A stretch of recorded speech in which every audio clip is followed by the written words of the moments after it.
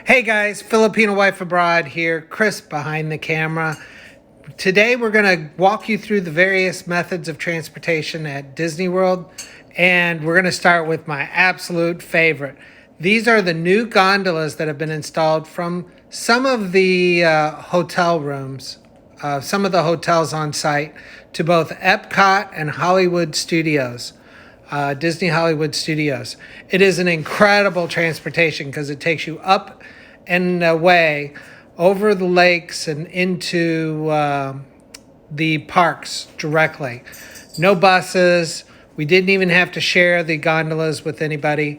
And as you can see, it'll take off and take you above these lakes. Now, as we're going, the hotel that we stayed at is on the left, and on the right are some other hotels. And we could walk from our hotel room to these gondolas in about 5 minutes, and you could see them from right outside our front door.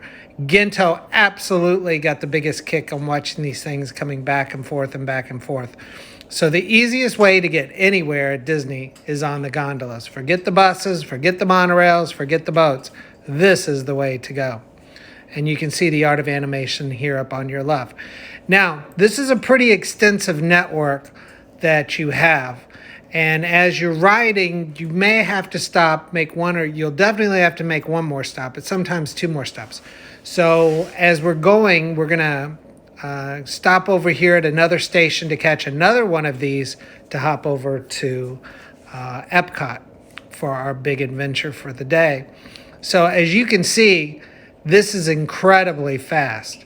And so typically to get from the art of animation to Epcot, even waiting in lines during our trip, was only 12, 13 minutes, which is so much quicker than the boats, so much quicker than driving your own car. It was just spectacular.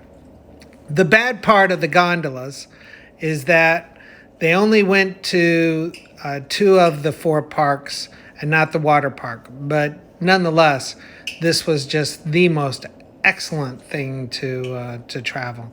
So you can get an idea as you're looking at how much space Disney really has. So Disney World is about 40,000 acres, and I believe about a third of it is built up. But you can just see they could have, many times hotels and more parks if they so chose to in all directions.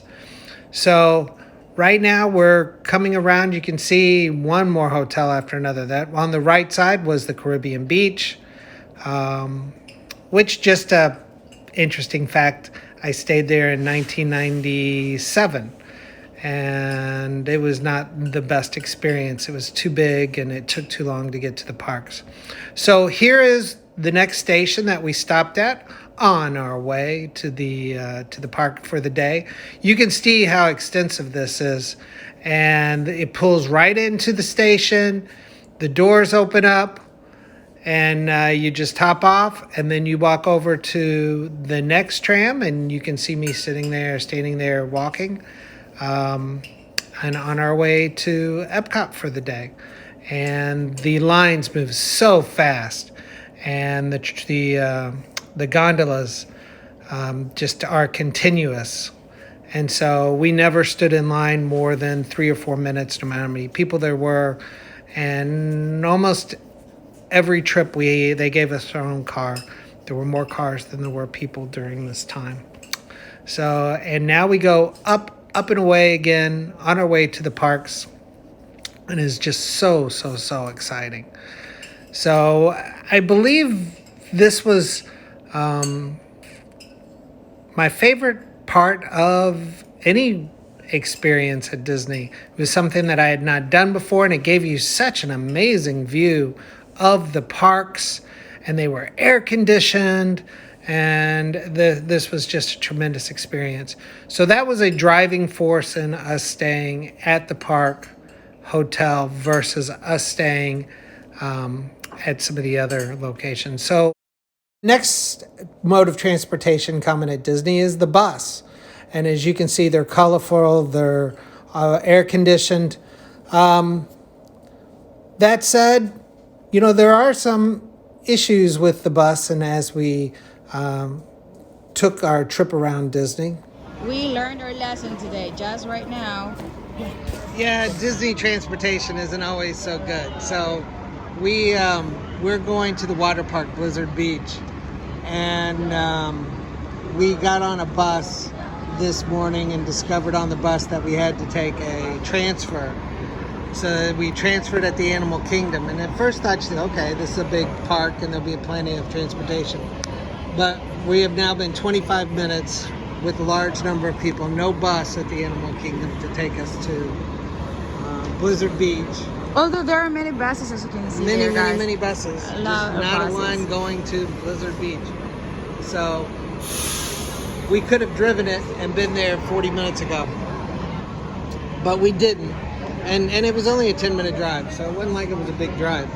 But we chose not to drive. We've been having such good luck. It just didn't, we just thought the good luck would continue. So what's your advice? My advice is if you're going to Blizzard Beach or any of the water parks or Disney Springs and you have a car, drive. Don't depend on the transportation because the buses apparently run on their own timetable. And if you've got to take transfers, and it's just not their priority moving us. All right, so that's all, guys. Just we wasted our time. We wasted our time. Yes, right. So that's a very important tip when you come here at Disney World, and particularly you're going to the Disney's Blizzard Beach. Yeah, we've been here a long time. Yeah, you gotta avoid it because time is really important. Money too, time is very important. So now we're going to talk about boats. So there are a lot of lakes and canals at Disney, and we took boat rides from Epcot to Hollywood Studios, and you're going to get a taste of what that experience was like in a moment. And we also took a boat ride from the main parking area at Walt Disney World into the Magic Kingdom. And this is a big ferry type boat. And you have the choice where you could take this boat or the monorail. And we'll touch on the monorail last. But you can kind of get a feel for how we got on board this huge boat and how many people it can accommodate. And they're running several of these all the time to move people from the parking areas over. I enjoyed the boat rides. It's a great way to enter the park. It keeps traffic and congestion away from, the enjoyable experience of watching Disney's entrance as you're coming Rolling through. around the bell, what's the name again? Street, up where they walk, up where they run, up where they stay all day in the sun, wandering free. Wish I could be part of that world. That's it. Yeah! So you get a feel for how much fun that was with the captain. He's actually quite famous in Disney lore. He'll sing to the boat passengers. We played trivia games on the boat ride. It was just so much fun as we took along the canal. It was just a good way to break up the day. It was a good day, a good time that we all had. And as you can see, as we're going along here, some of the bigger hotels, like this is the Swan and Dolphin Hotel, which is always pretty cool. But lots of fun. I would recommend taking the boat. So next we're going to just give you a brief tour of the monorails. So the monorails goes to certain hotels into the Magic Kingdom. And there's also a monorail over to Epcot from the Magic Kingdom. This was high tech in 1965. Everybody wanted to ride a monorail. Today, it's kind of boring.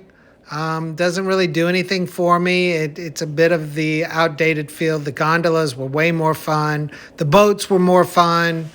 The buses were not more fun. But nonetheless, it was a good time. And as you're going along, it's still beautiful and very much so cool as you pass by Caribbean Beach here. Not the Caribbean Beach, the Polynesian, my bad. And the other major hotels in and along the Magic Kingdom hotel area. So take the monorail for nostalgia. finally, we're taking a look at what most people do, many people who stay off property do, is simply take the car. Now, we drove our car from our house in Indiana to Disney. It was about a 14-hour trip. Having a car is super convenient. The drawbacks with a car, one, do you really want to drive? You're likely to possibly get lost in and amongst the property. We did. And parking's kind of expensive. On the flip side of it, it allows you to get off property to buy souvenirs. Souvenirs are 1/5 the price off property. And we enjoyed some meals not on Disney, which were a fraction of the cost and were better. Sometimes the Disney meals, you get tired of them and you just want to go to a normal Americana restaurant. So that's the advantages.